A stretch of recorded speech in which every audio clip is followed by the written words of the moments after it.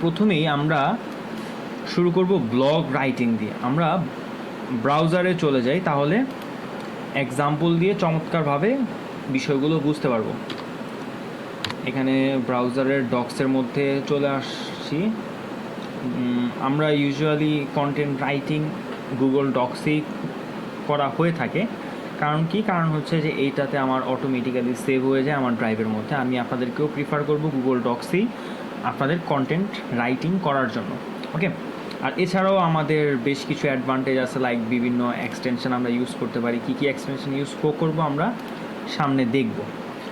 আচ্ছা, এখন আমি যদি আমার পূর্বের টপিকে ফিরে যাই, যে ব্লগ রাইটিং বলতে কি বোঝানো হচ্ছে।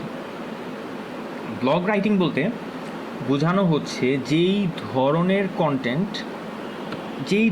কন্টেন্ট বা আর্টিকেলগুলো টিউটোরিয়াল বা গাইড টাইপের, ওগুলাকে বলা হচ্ছে ব্লগ রাইটিং। বা আপনি আপনার অডিয়েন্সকে একটা সলিউশন প্রোভাইড করতেছেন, একটা ইনস্ট্রাকশন দিচ্ছেন যে কোনো একটা প্রবলেমের বা প্রসেসের আপনার আর্টিকেলের মাধ্যমে। যেমন কি ফর এক্সাম্পল হতে পারে এটা হাউ টু সুইম, এটা একটা এক্সাম হতেই পারে। তারপরে হচ্ছে হাউ টু বা হোয়াট ইজ দ্য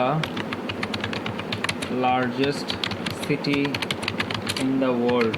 কোশ্চেনের অ্যান্সার করতেছেন আপনি। ওকে, যে কোনো একটা কোশ্চেনের অ্যান্সার করতেছেন আপনি। এই কোশ্চেনটা নিয়ে আপনি একটা আর্টিকেল লিখতেই পারেন, স্বাভাবিক। কারণ এটা এক কথায় প্রশ্ন হলেও এখানে কিন্তু রেলিভেন্ট আরও বেশ কিছু সার্চ ইন্টেন্ট আছে কাভার করার জন্য। এখানে কিন্তু সার্চ ইন্টেন্ট নতুন একটা ওয়ার্ড আমি ইউজ করছি, যেটার অ্যান্সার আমরা খুব শীঘ্রই জানবো। ওকে, সো এই টাইপের যেই টিউটোরিয়াল টাইপ বা গাইড টাইপ যে আর্টিকেলগুলো আছে, সেগুলোকে বলা হচ্ছে কি ব্লগ রাইটিং।